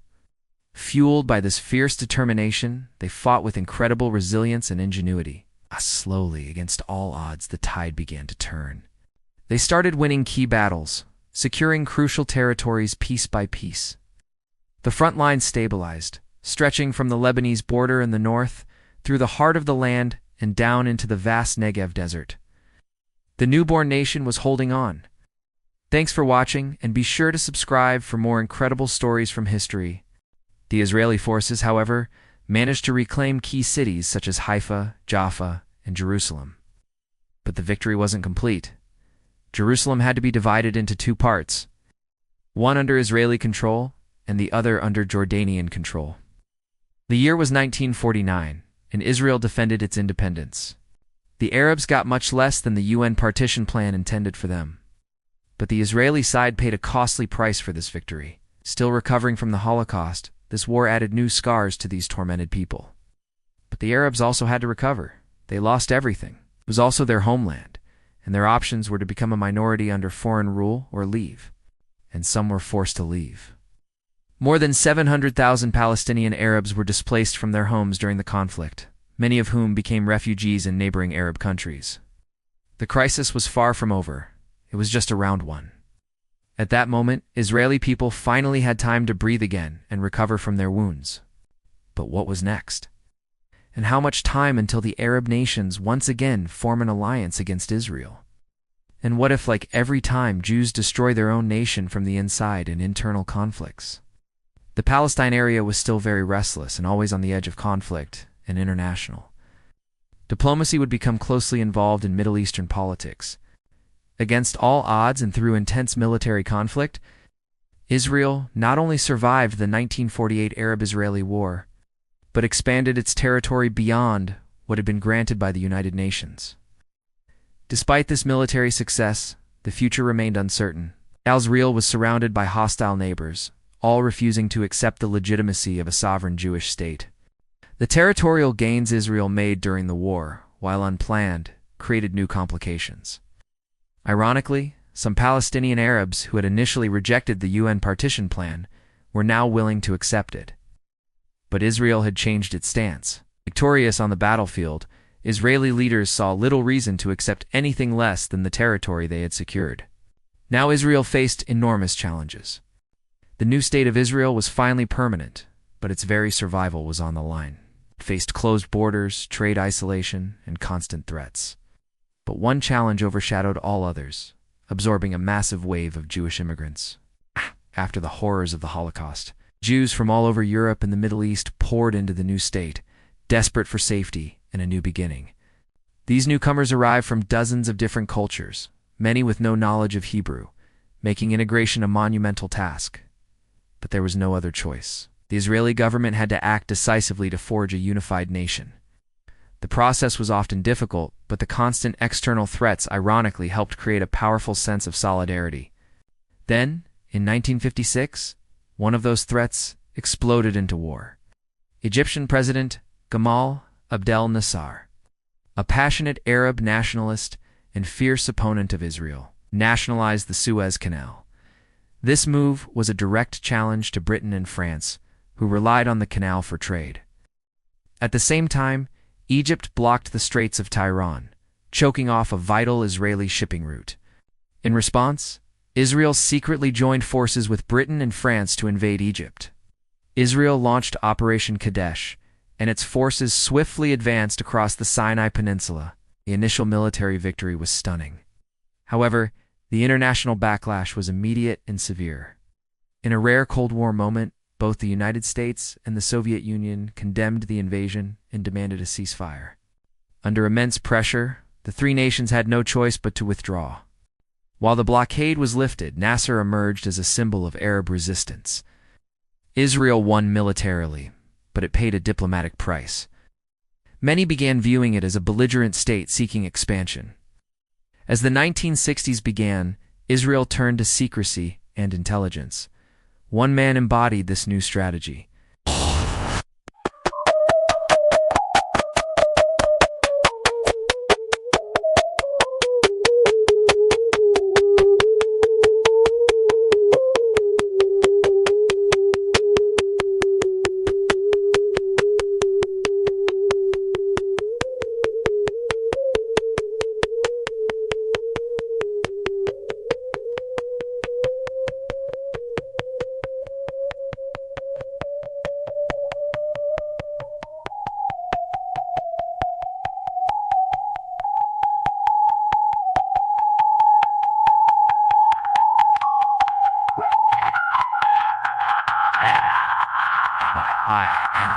Born in Egypt in the 1920s to a Jewish family, Cohen faced persecution and moved to Israel in 1957. There he was recruited by Mossad and sent undercover to Syria. Assuming the identity of a wealthy Syrian businessman, Cohen skillfully infiltrated the country's military and political elite.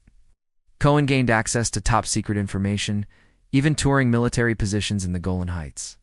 In a clever act of espionage, he proposed planting trees to shade Syrian troops, unwittingly marking military locations for Israeli intelligence. Over time, Cohen transmitted detailed maps and defense plans back to Israel. But in 1965, during a radio transmission, Syrian authorities traced his signal. He was arrested, tortured, and publicly executed in Damascus, despite international appeals.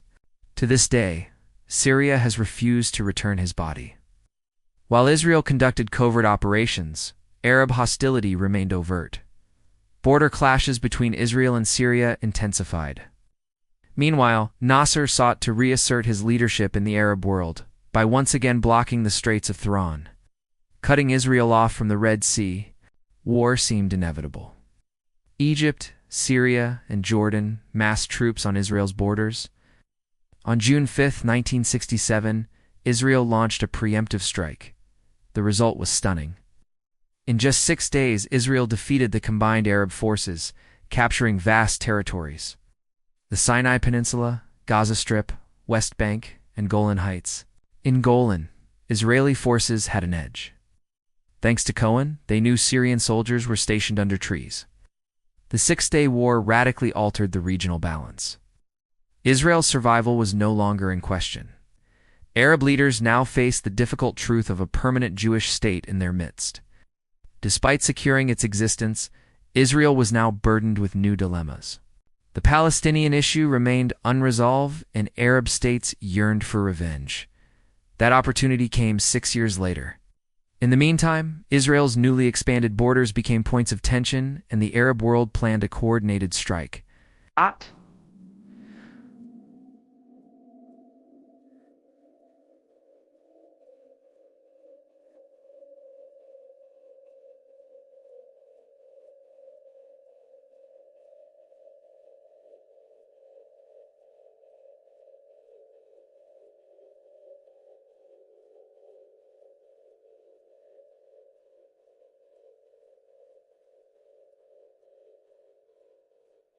Launched a surprise attack. The objective was not to destroy Israel, but to reclaim lost land and restore pride. This time, the Arab militaries were better organized and equipped with Soviet arms. Israel was caught off guard. In the early days, Arab forces made alarming progress. But with critical support from the United States, Israel rebounded. After weeks of fierce combat, Israeli troops crossed the Suez Canal, threatening Cairo, and simultaneously advanced toward Damascus. The tables had turned. What began as a war to force Israel into negotiations now forced the Arab states to seek international mediation. By the end of October, the war ended. Israel had repelled the invasion, but its confidence was shaken. The illusion of invincibility had vanished. Both sides had suffered too much to continue down the path of endless war. Diplomacy was now essential. 5 years later, diplomacy triumphed.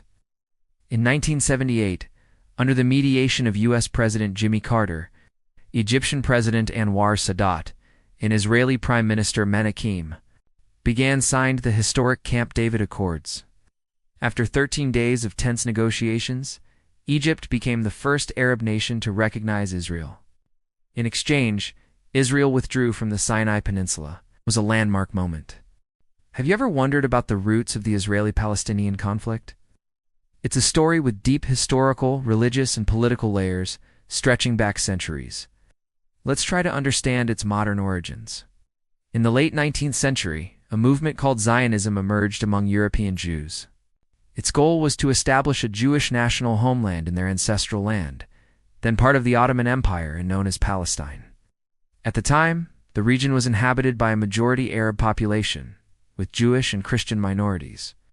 After World War I, the Ottoman Empire collapsed. Britain took control of Palestine under a mandate from the League of Nations. Tensions grew as Jewish immigration increased, leading to clashes between Jewish and Arab communities, both of whom had national aspirations for the same land. The British struggled to manage the situation. Following the immense tragedy of the Holocaust in World War II, international support for a Jewish state grew significantly. In 1947, the United Nations proposed a plan to partition Palestine into separate Arab and Jewish states. With Jerusalem to be an international city, the Jewish leadership accepted the plan, but Arab leaders and nations rejected it, arguing it was unfair to the majority Arab population. In May 1948, as the British mandate ended, Jewish leaders declared the establishment of the State of Israel. This declaration was immediately followed by a war, as neighboring Arab states invaded.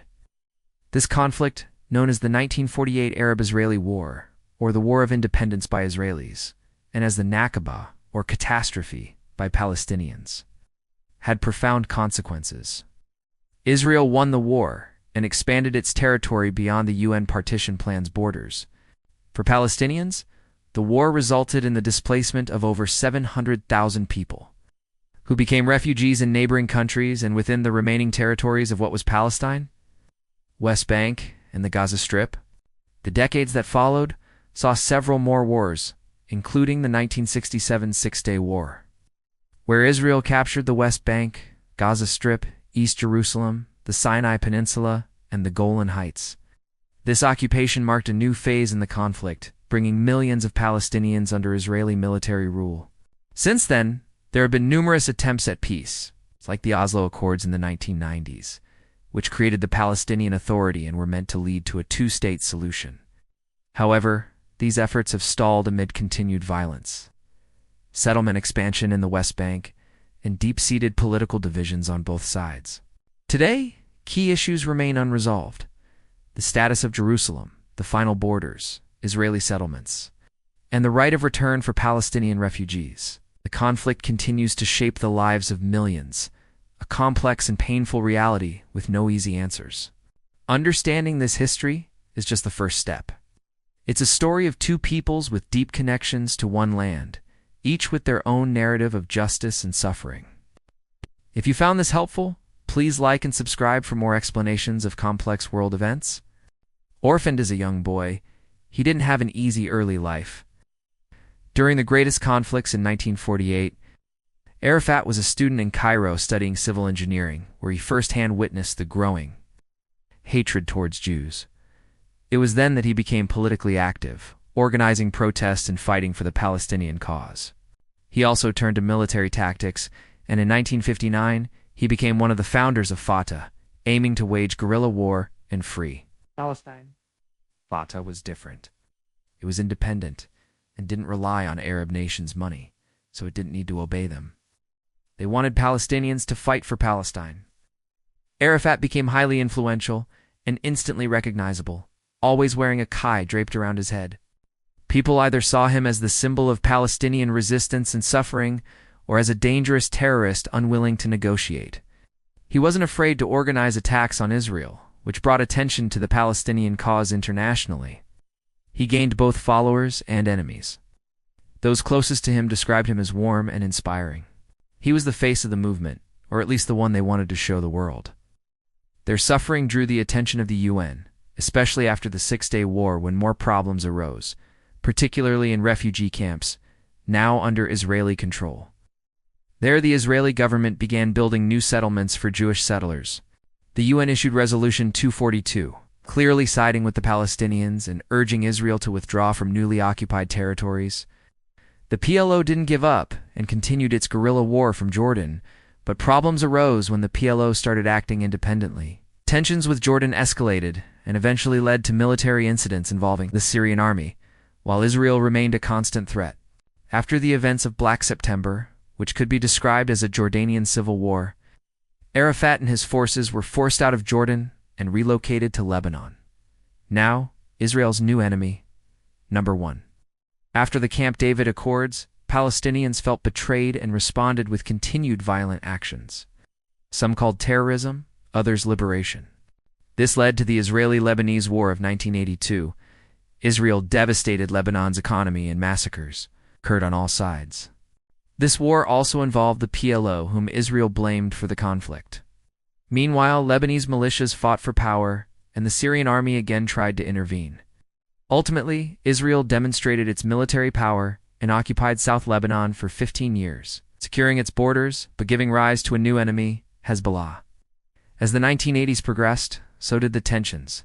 The political situation in the Holy Land was like a knot pulling tighter. There seemed to be no solution that could satisfy more than one side, and neither was willing to compromise.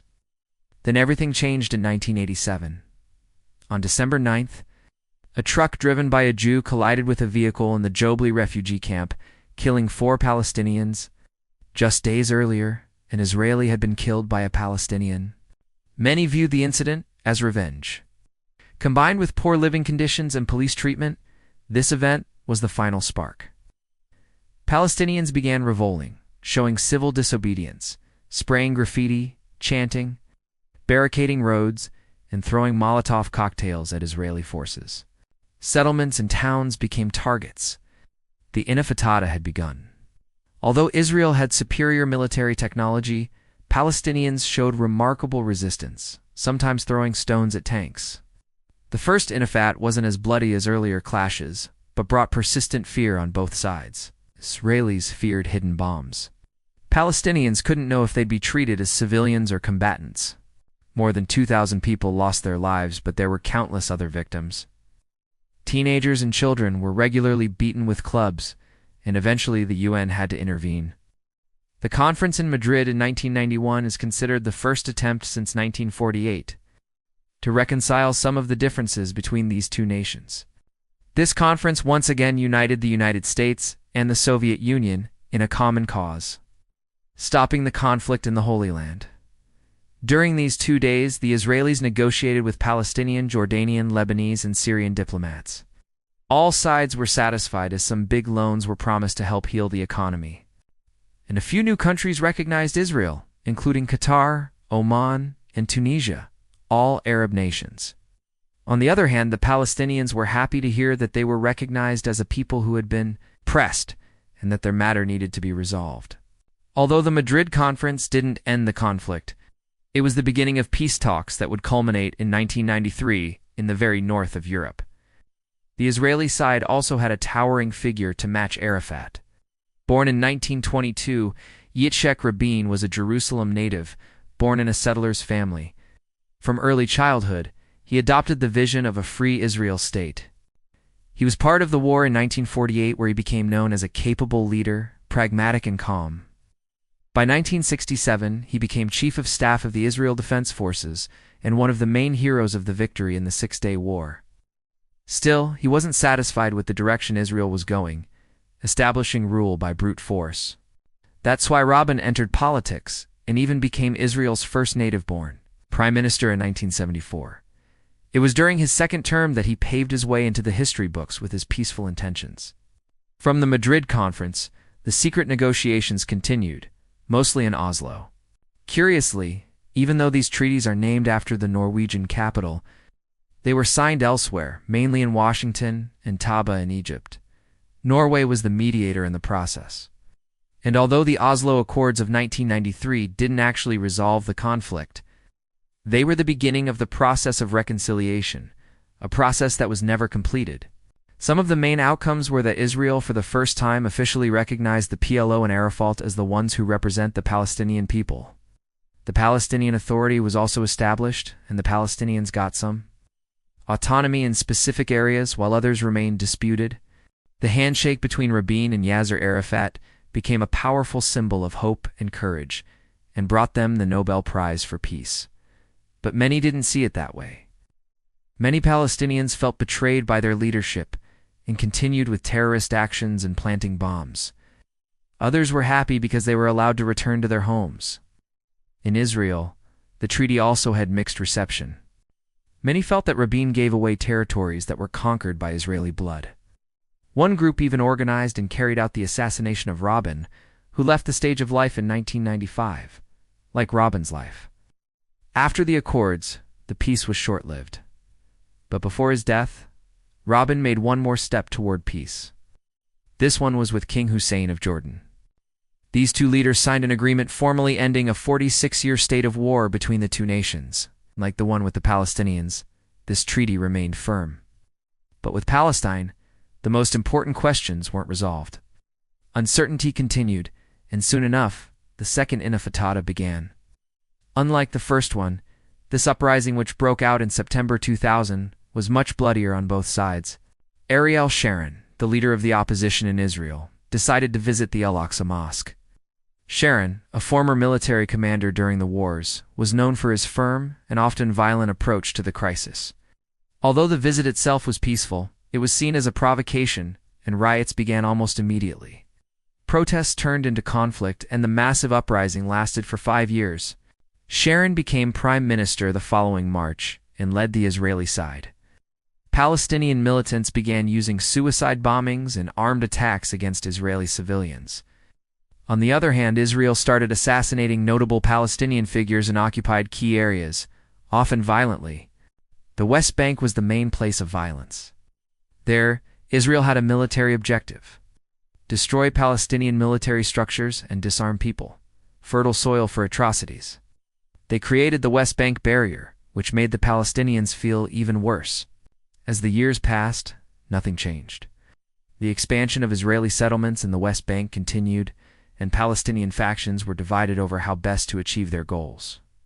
Yasser Arafat couldn't establish control over these groups, and he passed away in 2004 after his death. The Islamist group Hamas became the main Palestinian organization in Gaza. While Fatah controlled the West Bank, the peace process stopped and Israel returned to unilateral solutions. The Intifada ended in 2005 in Sharm el-Sheikh, Egypt, where Sharon and Palestinian President Mahmoud Abbas signed a treaty pledging to contain their forces. But without any real arrangements. Israel promised to leave the once again occupied territories and released 900 Palestinian prisoners. Still, the problems and disputes remained. But during these wars, Israel survived and progressed, even becoming the main force in the region. And these people have only themselves to thank for that. Because the progress of a nation that was and still is surrounded by enemies and with limited natural resources is astonishing. Today, Israel is one of the most technologically advanced nations in the world. And the Jews are one of the most efficient executives in the world. And how come the nation that faced so much oppression and genocide survived all that and rose above it to become what it is today? Well, the rapid transformation of Israel into a technological powerhouse started from bare necessity. This nation was surrounded by enemies who didn't want anything to do with them, so any trade was out of the question. So, the Israelis were on their own. The next step was to find people who were creative. Luckily, there were, and still are, many Jewish people who are among the most talented people in the world. The last thing was a national strategy to improve the nation in these fields needed for great functioning and progress. The first and the most important task in 1948 was to become self-reliant. Have you ever wondered how a tiny country in the middle of the desert became a global tech powerhouse? It's a story of audacity, resilience, and a few key visionaries who saw the future when others saw only sand. This is the story of Israel, the startup nation, and the two men who helped write its first chapter. Let's go back a few decades.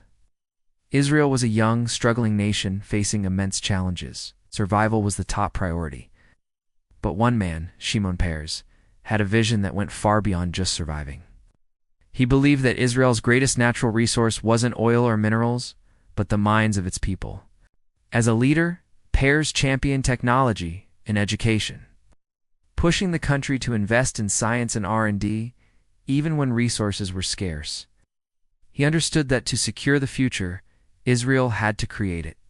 He famously said, "The future is more important than the past." This mindset laid the foundation for everything that was to come. While Peres was shaping policy from the top, another pioneer was building the ecosystem from the ground up. Enter Yossi Vardi, often called the godfather of Israeli high-tech. Vardi wasn't a politician. He was an entrepreneur with an infectious energy and a brilliant mind. In 1996, he and his partners developed a little program you might have heard of, ICQ. It was the world's first instant messaging service, and it completely changed how we communicate online.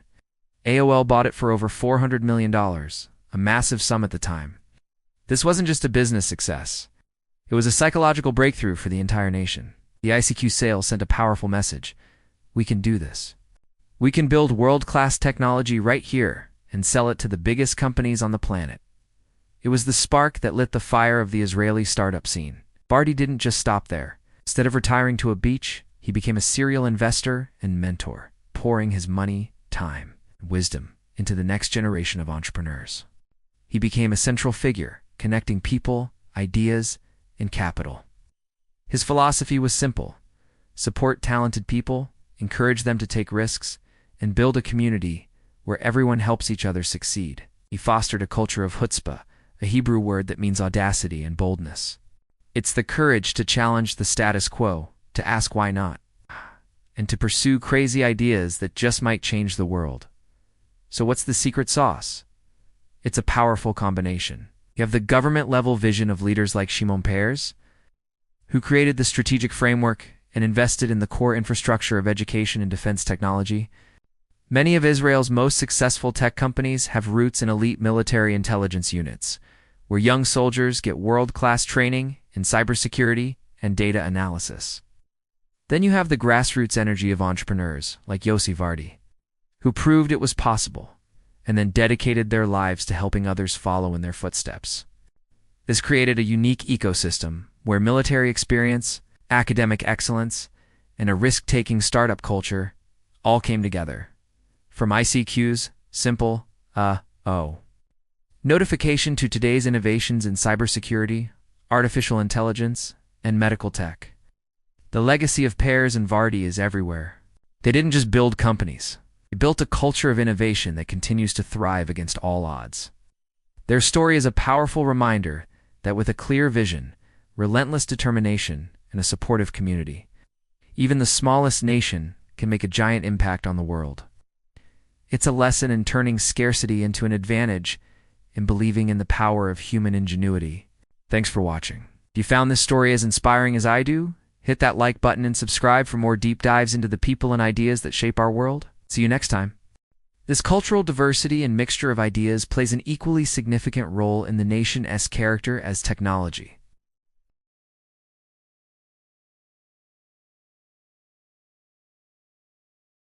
And in music, artists like Aiden Rachel mix traditional sounds with modern influences, showing how tradition can always be modern. Many famous world stars today are from Israel or have roots in Israel, and among them, Gal Gadot and Natalie Portman. Some other Jewish actors have ties with Israel, like Jeff Goldblum, but this diversity also made some internal divisions, especially economic differences. This economic inequality and the ever-growing gap between the country's prosperous high-tech sector and its peripheral agricultural communities. Also, there are political differences, especially the question of how much religion should be included in state politics. Current Prime Minister Benjamin Netanyahu is also a polarizing figure among the people where most of the nation is happy with. How he conducts times of external crisis and his actions, while there are many dissatisfied with his internal politics and his actions that led to festering this economic polarization of the society. Still, despite all other problems, the main preoccupation for Israel remains the geopolitical situation dynamics surrounding Israel, which is much more dangerous than its internal affairs. As the years progressed, the main partner and ally for Israel became the United States. The most powerful nation in the world helped Israel beat the political regional isolation. These agreements normalized ties between Israel and several Arab nations, including the United Arab Emirates and Bahrain. Figures such as Jared Kushner and Yossi Cohen, former head of Mossad, were the leaders of these negotiations that could bring more certainty to this region in the future. Still, there are always new or old enemies. Iran and Turkey have disputes over territory with Israel. These are powerful nations, and the tensions with them are never easy. The main advantage that Israel has is its relationship with the United States as a diplomatic protector that can provide military aid tied with shared research initiatives and economic agreements, but that's not all. Israel also improved its relations with India, where Israeli experts helped in developing the technology of this most populous nation. But the problem remains in the neighborhood, and that not only remains, it intensifies. The story will once again take a sinister turn today. Although there are some exceptions, Israel is still surrounded by hostile nations. Even if the governments of these nations sign treaties with Israel, there is still hatred among people. And some of these people who hate Israel even live in Israel in refugee camps, in bad conditions, not fearing anything because they have nothing to lose. The most well-known, and one that is the most difficult to resolve, is the Israeli-Palestinian conflict. After the partial resolution, after the second intifada, the deep mistrust between the two people remained, fueled by occasional massacres committed by either of these sides. The construction of the West Bank barrier, like the Berlin Wall of the East, physically represents that barrier and the division between the two communities. And from that moment, it all went from bad to worse. The main problems of the conflict are the status of Jerusalem, the expansion of Israeli settlements in the West Bank, and the blockade of the Gaza Strip. These three differences today seem inevitable. Jerusalem, a city sacred to all three major religions, remains a flashpoint, since it is the capital city of Israel. The Israeli side claims over the entire city and won't accept any other solution, while the Palestinian aspirations for East Jerusalem as their capital. Some negotiations between the two sides, led by Saeb Erekat, a longtime Palestinian negotiator, and successive Israeli prime ministers, including Benjamin Netanyahu, ultimately failed. There is also the blockade of Gaza enforced by Israel in 2007, since that is the year when Hamas took control over this territory. This blockade further heightened the tensions. The Hamas side claims that this blockade causes humanitarian catastrophe, while the Israeli side has a different explanation in order to avoid militant attacks from this aggressive group. Hamas leaders like Ismail Haniyeh and Yahya Sinwar have led the organization towards both governance and armed confrontation, leading to repeated cycles of violence.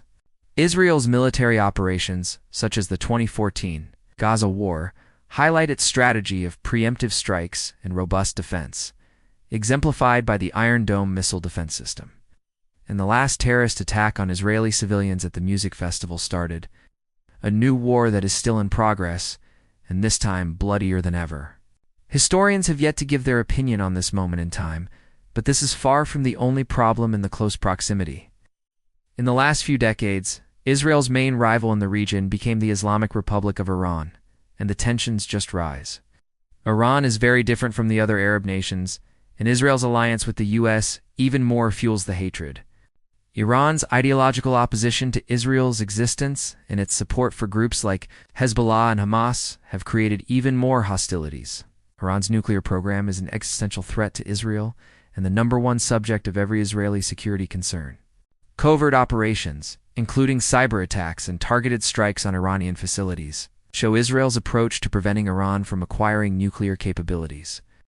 New missiles from both sides launched in the last few months brought these two nations to the very edge of war. On the other side, Hezbollah, as an Iranian ally, operates from southern Lebanon and presents a significant security challenge. Its leader, Hassan Nasrallah, has transformed the organization into a dangerous military force supported by Iranian funding and weaponry. The 2006 Lebanon War showed how dangerous this enemy is. Preventive airstrikes against it didn't neutralize the organization. Unlike these, the tensions with Turkey are not that dangerous, and these are more diplomatic than, and change from time to time. The same applies to the relations with the Gulf states. The main reason why Israel still exists is the Mossad and their operations. As one of the most capable, secret intelligence in the world, from the abductions of the infamous Nazis to the assassination of the main enemies, this organization does everything to protect Israel, no matter what it takes. In 2018, Mossad managed to extract Iranian nuclear documents and weaken their nuclear program. Today, when we look back on the history of Israel and its people, their very existence is an act of heroism and a testament to resilience and renewal. A story that begins in the biblical era as the beginning of monotheism. Notable people like King David and Solomon still remain very important in the history of the world. The destruction of this state still captivates artists. Many nations ruled over the Holy Land, from the Romans to Christians and Muslims, up until the modern era in Israel. All of them carved their presence in the spirit of this land. But the moment that changed everything happened with the modern rebirth of Israel in 1948. After centuries of diaspora, persecution, struggle against all odds, this state survived the horrors of the Holocaust and successfully defended its statehood in the early days. Over time, the defender became the attacker, who significantly enlarged its nation and grew into a technological powerhouse and a beacon of innovation, balancing ancient traditions with modern achievements. Still, there are many challenges along the road, especially the Israeli-Palestinian conflict, that need to be resolved. In these relations lies the key to peace in the Middle East. But this area was never peaceful. Today, Israel is not only a regional power, but also an important player in the world scene. With cutting-edge technology and strong alliances, still remains one of the most important nations in the world in every way.